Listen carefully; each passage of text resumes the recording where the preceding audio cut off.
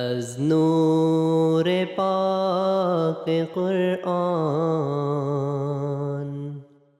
صبح صفا دمیده.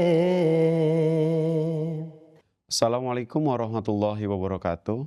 Pemirsa MTA dimanapun Anda berada, senang bisa kembali menyapa Anda semua dalam program Lafaz Al-Masih, sebuah program yang akan membahas sabda, nasihat, dan juga fatwa dari pendiri Jemaat Ahmadiyah, Hazrat Mirza Ghulam Ahmad alaihissalam, tentang berbagai topik yang terangkum dalam Kitab Malfuzat Jilid kedua. Bersama saya, Harpan Ahmad, dan juga narasumber kita, Maulana Dili Sadili Fadal Ahmad. Dalam 25 menit ke depan, kita akan membahas satu topik yang sangat penting tentang akhlak merupakan kunci kebaikan. Namun, seperti biasa, terlebih dahulu kita akan menyapa narasumber kita. Assalamualaikum warahmatullahi wabarakatuh, Pak Dili. Waalaikumsalam. Sehat, Pak? Alhamdulillah. Kabar baik ya semua? Ya. Alhamdulillah. Tadi sudah disampaikan, Pak, bahasan kita kali ini tentang akhlak merupakan kunci kebaikan. Nggak mungkin bisa disampaikan dulu sabda beliau. Ya, Assalamualaikum warahmatullahi wabarakatuh. Waalaikumsalam warahmatullahi wabarakatuh. Pemirsa MT yang dirahmati Allah Subhanahu wa taala. Baik, saya akan bacakan terlebih dahulu sabda Hadrat Masihil Maud alaihissalam di dalam kitab Al-Fujat jilid yang kedua halaman yang ke-76 mengenai akhlak merupakan kunci kebaikan. Akhlak merupakan kunci kebaikan-kebaikan lainnya. Orang-orang yang tidak melakukan perbaikan akhlak, mereka lambat laun akan kosong dari kebaikan. Saya berkeyakinan bahwa di dunia ini, segala sesuatu itu bermanfaat. Racun dan kotoran pun bermanfaat. Racun sarkonia juga bermanfaat. Ia memberikan dampak pada anggota-anggota tubuh. Namun, manusia yang tidak memberikan manfaat dengan cara meraih akhlak fadilah, maka ia tidak akan berguna untuk apapun. Dia menjadi lebih buruk daripada hewan mati, sebab hewan mati itu kulit dan tulangnya masih berguna, sedangkan kulit orang itu sekalipun tidak akan berguna. Itulah kondisi di mana manusia menjadi hal balhum addal, yakni bahkan mereka lebih buruk dari itu. Oleh karena itu, ingatlah, perbaikan akhlak adalah sesuatu yang sangat penting, sebab akhlak itu merupakan induk kebaikan-kebaikan. Malfuzat jilid kedua halaman 76. Selanjutnya, beliau bersabda, meninggalkan akhlak merupakan keburukan dan dosa. Bisa saja seorang tidak memperoleh kekuatan akhlak, tetapi kepadanya diberikan karunia untuk berbuat banyak kebaikan. Meninggalkan akhlak itu sendiri merupakan suatu keburukan dan dosa. Misalnya, seseorang melakukan zina, dia tidak tahu betapa berat dan mendalamnya kedukaan yang dialami suami perempuan itu.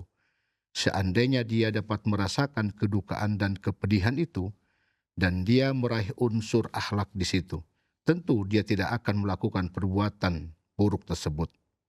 Jika seorang bejat mengetahui bahwa akibat perbuatan buruknya akan timbul berbagai macam dampak bahaya bagi umat manusia, maka tentu dia tidak akan melakukannya. Seseorang yang melakukan pencurian begitu aniaya dan bejatnya sehingga bahan makanan untuk makan malam pun tidak dia sisakan. Kebanyakan yang didapati adalah hasil jerih payah bertahun-tahun yang dikumpulkan oleh seorang miskin begitu saja dicuri. Dan apa saja yang ditemukan di dalam rumah semuanya diambil.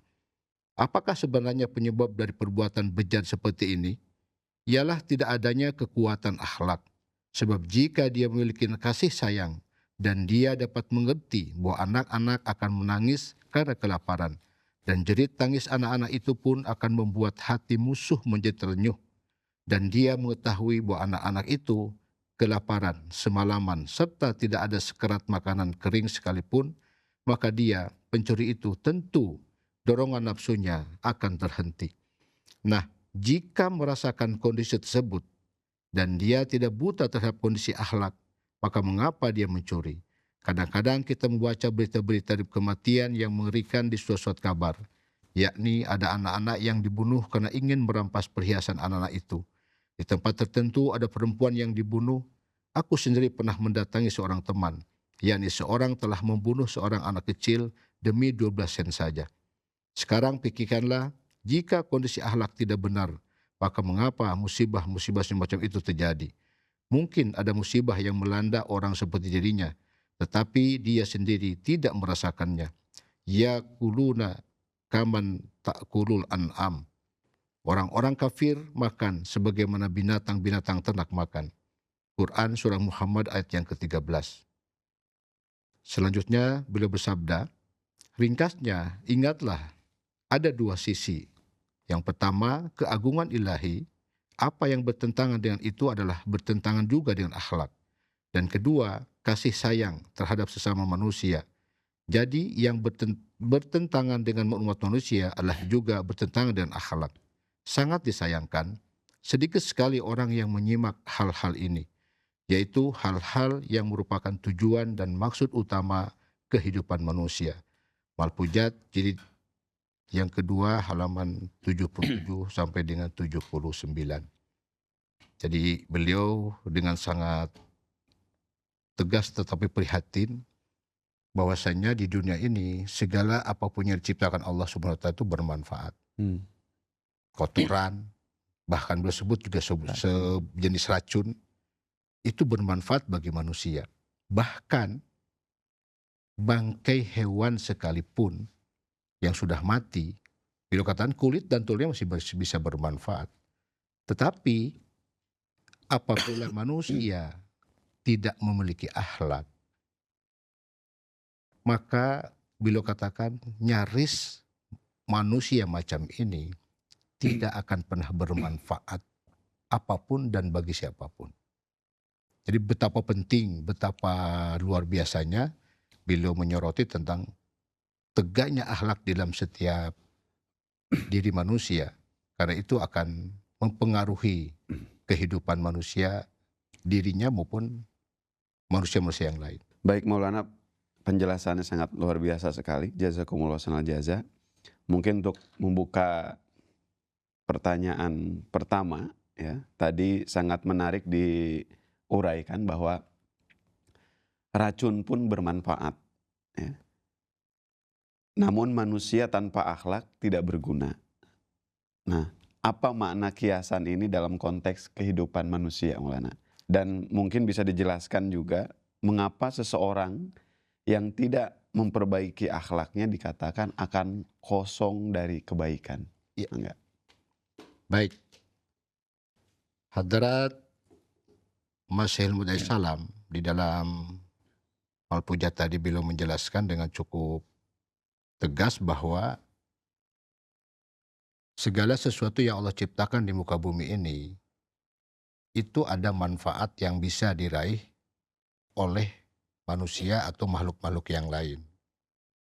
Tetapi dalam tekanan mengenai penting dan mulianya akhlak terhadap seseorang, bahkan kalimat ini pun menjadi ada kekecualian.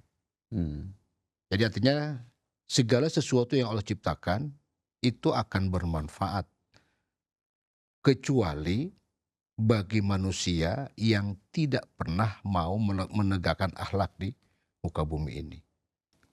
Sampai-sampai tadi racun, bangkai hewan sekalipun, beliau katakan kulit dan tulangnya mesti bermanfaat. Bahkan tadi ada salah satu jenis racun yang beliau sebut bahwa itu pun bermanfaat bagi tubuh manusia. Tetapi beliau katakan ada satu ciptaan Allah, ketika ini tidak dilakukan oleh manusia, tidak ditegakkan oleh manusia, maka manusia semacam itu nyaris tidak ada manfaatnya sedikit pun bagi yang lain. Jadi benar apa yang dikatakan oleh ungkapan bahasa Arab itu, bahwa tegaknya rumah karena sendi atau tiang, tapi tegaknya agama karena akhlak. Jadi agama itu tegak, agama itu berdiri kokoh, karena memang orang-orang yang menganut agamanya punya akhlak. Sehingga di dalam Al-Quran, junjungan mulia Nabi besar Muhammad Sallallahu SAW alaihi wasallam. itu dideklarasikan oleh Allah Subhanahu wa taala di dalam Quran surah Al-Qalam ayat yang kelima misalnya. A'udzubillahi minasyaitonirrajim. Innaka la'ala khuluqin azim. Sungguh engkau Muhammad adalah pemilik akhlak yang sangat agung. Sehingga keagungan akhlak Rasulullah SAW ini membias kepada semua makhluk di muka bumi ini, dan semua makhluk mendapatkan manfaat yang sebesar-besarnya dari penampilan akhlak yang Rasulullah SAW tampilkan di muka bumi ini.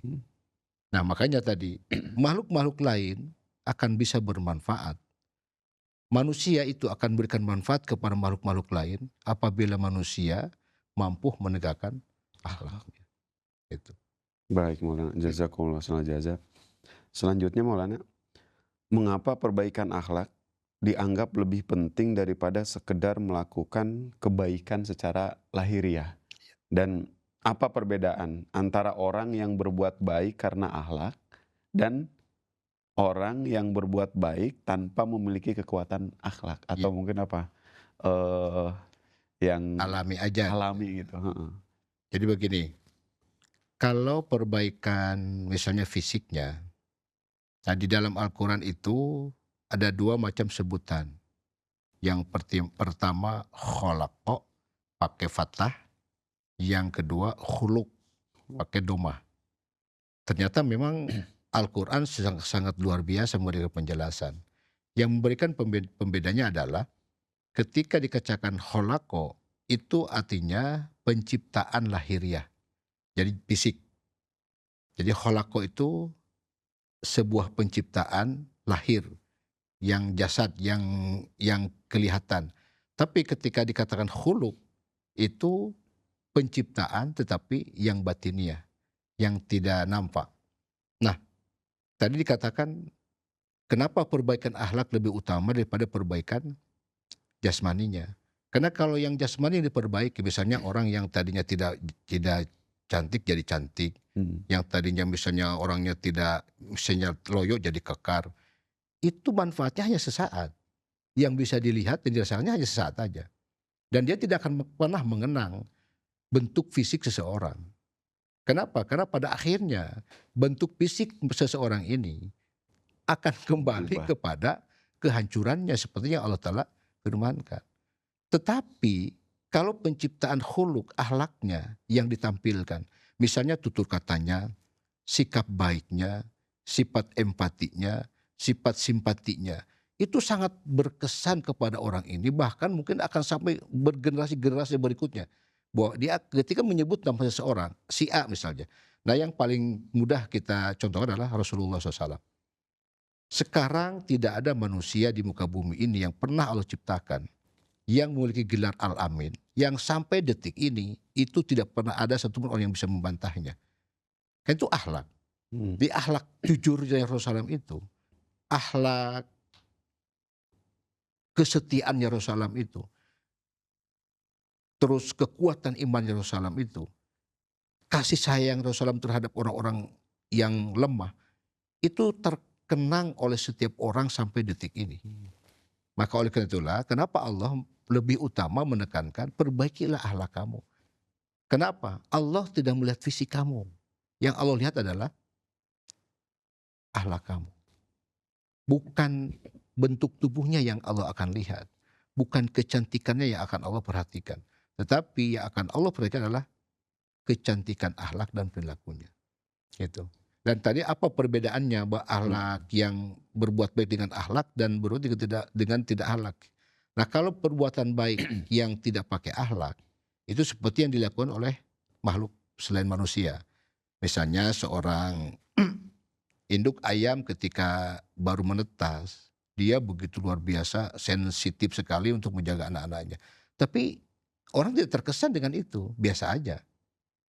Atau misalnya semut kalau ketemu dengan teman-temannya selalu bersalaman silaturahmi, itu orang melihat biasa aja, tidak terkesan. Kenapa? Itu kan alami, itu naluri yang Allah titipkan kepada setiap makhluk Allah Subhanahu wa taala. Beda dengan kebaikan yang dilakukan tapi didasarkan kepada khuluk, akhlak tadi. Ya contohnya Rasulullah SAW yang telah mempraktekkan setiap kebaikan beliau lakukan, dan itu betul-betul menanamkan sebuah kesan yang mendalam, dan itu panjang berkesinambungan. Artinya permanen gitu. Kalau dilakukan dengan akhlak itu hasilnya permanen. Tapi kalau tidak dilakukan dengan akhlak, itu akan bias, bahkan nyaris hilang. Tidak akan pernah lama. Temporal sementara ya. Sementara. Betul. Jazakumullah sengaja penjelasannya Maulana. Sangat luar biasa. Nah selanjutnya Maulana, disebutkan juga tadi di awal bahwa akhlak adalah satu di antara tujuan utama kehidupan manusia. Maka bagaimana menjelaskan antara hubungan akhlak seorang hamba dengan keagungan ilahi dan kasih sayang terhadap sesama manusia. Oke. Perlu diingat bahwa Allah Ta'ala telah menciptakan manusia di muka bumi ini adalah sebaik-baik penciptaan. Ahsanul khaliq. Sebaik-baik penciptaan. Dan manusia itu dipilih oleh Allah Subhanahu wa Ta'ala untuk mempraktekkan seluruh sifat-sifat Allah Subhanahu wa Ta'ala. Maka dalam hadis ceritakan, tahallaku bi akhlakillah. Berakhlaklah kamu seperti akhlaknya Allah. Maka muncul kalimat, manusia itu adalah khalifatullah. Manusia itu adalah pengganti, wakilnya Allah di muka bumi. Untuk apa? Untuk tajalliyah. Untuk penampakan kebesaran, kemuliaan, dan keagungan Allah Subhanahu wa Ta'ala di muka bumi. Nah, ini terimplementasikan sempurna dalam wujud Rasulullah SAW. Maka tadi akhlak yang Allah ciptakan kepada setiap manusia itu sejatinya adalah untuk mewujudkan keagungannya Allah. Misalnya sifat rahmannya Tuhan. Kita tidak akan pernah menyaksikan rahmannya Tuhan tanpa ada praktek nyata. Nah, siapa yang pernah mempraktekkannya? Rasulullah. Bagaimana Rasulullah pedulinya kepada orang, setiap orang yang datang kepada beliau meminta tidak pernah ditolak. Itu uniknya. Sampai beliau katakan berani beliau menjamin mengutangkan orang demi untuk agar orang tidak menderita. Nah, yang punya akhlak seperti itu kan hanya Allah Subhanahu wa Ta'ala. Allah Ta'ala memberikan sesuatu kepada makhluknya tanpa syarat. Maka Al-Qadar Hadrat Imam Salam menjelaskan di dalam salah satu kitabnya, Filsafat Ajaran Islam, di bagian yang pertama, itu beliau katakan bahwa akhlak itu terdiri dari dua macam.